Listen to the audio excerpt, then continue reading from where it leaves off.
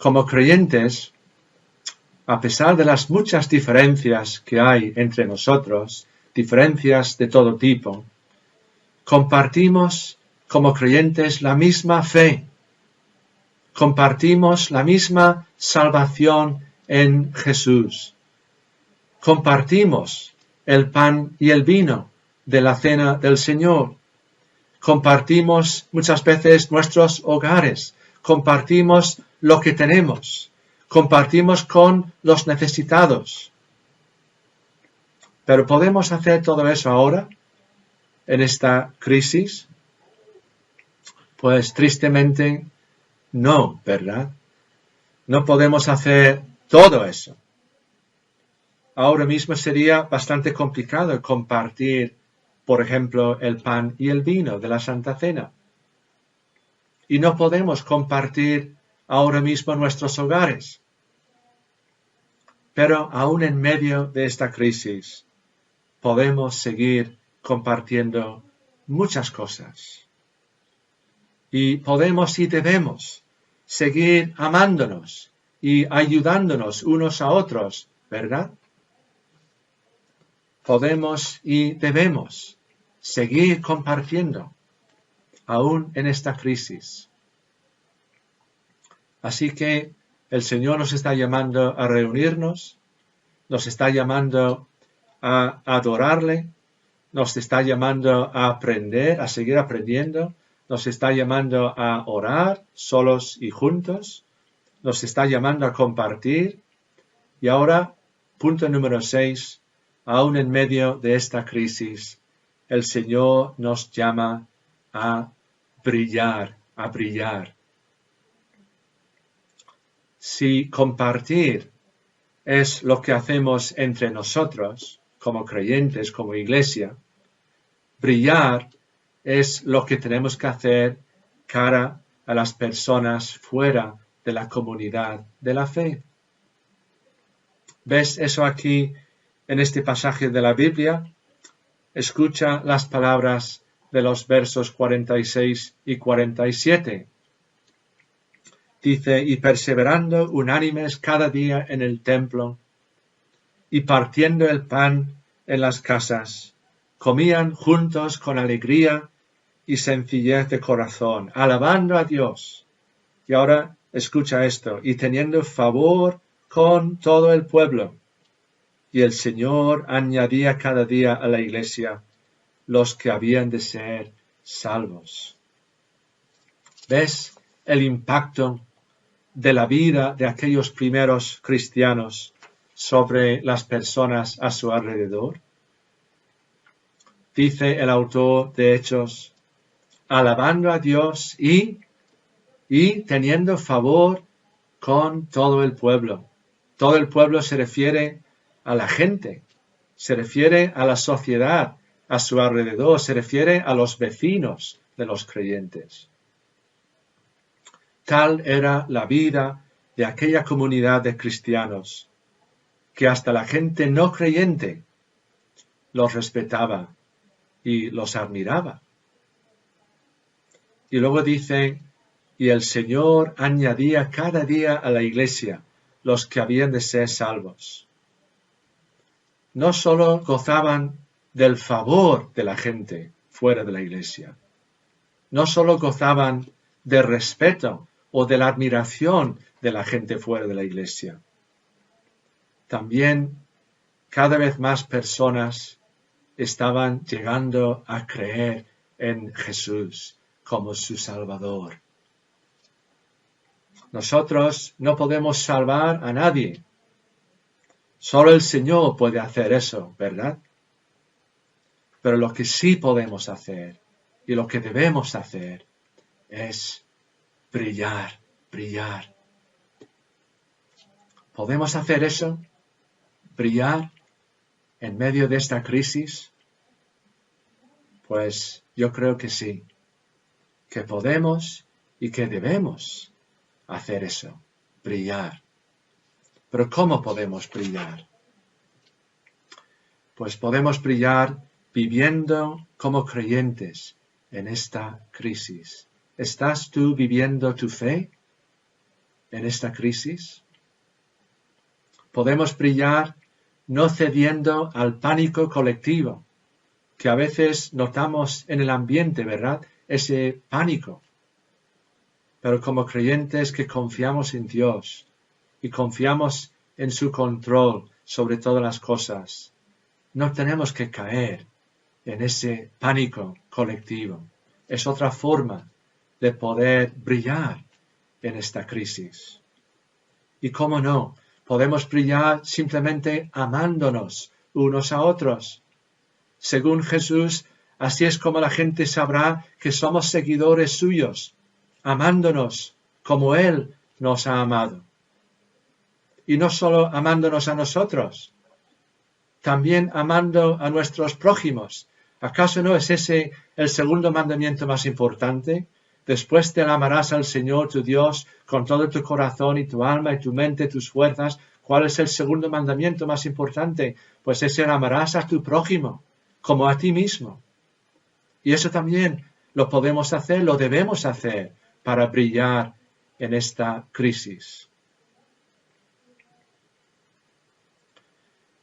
Y podemos brillar buscando oportunidades para compartir acerca de Dios y acerca de Jesús con la gente. ¿Qué mejor que compartir con las personas alrededor de nosotros el mensaje de esperanza que hay en Jesús? Así que, aún en medio de esta crisis, el Señor nos llama a reunirnos, a adorarle, a seguir aprendiendo, a orar solos y juntos, a compartir y a brillar. Y por último, número 7. Aún en medio de esta crisis, el Señor nos llama a perseverar, a perseverar. ¿Ves esa palabra? Aquí en este pasaje viene 2 veces. Primero, en el verso 42, dice, y perseveraban en todas esas cosas, la doctrina de los apóstoles, la comunión, el partimiento del pan, las oraciones. No solamente estaban haciendo todo eso, estaban perseverando en todo eso. Y luego después, en el verso 46, se encuentra otra vez esa palabra, perseverar, diciendo, y perseverando, unánimes, cada día en el templo, etcétera, etcétera. ¿Qué implica esta palabra, perseverar? Pues implica muchas cosas. Implica que la vida cristiana no es fácil, no es fácil. Hay que perseverar. Hay que seguir adelante, aun cuando cuesta hacerlo. La palabra perseverar también implica que no estamos corriendo una carrera de 100 metros lisos. No, estamos corriendo un maratón. Y eso requiere también que aguantemos, que perseveremos, que sigamos adelante. Implica también que no es suficiente empezar la vida cristiana. Hay que empezarla, pero después hay que seguir viviendo esa vida cristiana. A veces es fácil empezar, pero no es tan fácil seguir adelante, perseverar, pues también el Señor nos está llamando a perseverar en la vida cristiana. Perseverar implica un compromiso de por vida.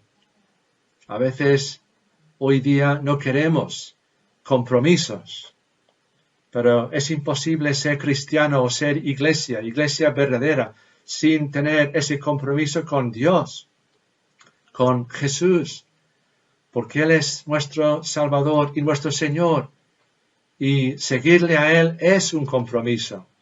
Hasta el final, pase lo que pase, pues tenemos que perseverar.